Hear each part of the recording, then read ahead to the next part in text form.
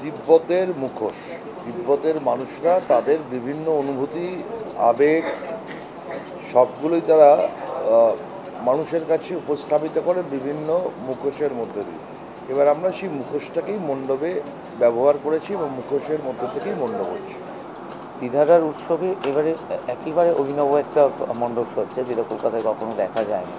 এখন পর্যন্ত আমাদের স্ট্রাকচারটা দেখলে মানুষ যা দেখতে পাচ্ছে সেটা হলো একটা মন্দিরের মতো দেখাচ্ছে, কিন্তু আদপে এটা যখন আমরা অলঙ্করণটা শুরু করব তখন এই মন্দির বিষয়টাই থাকছে না, আসলে এটা একটা আবক্ষ মূর্তি তৈরি হচ্ছে।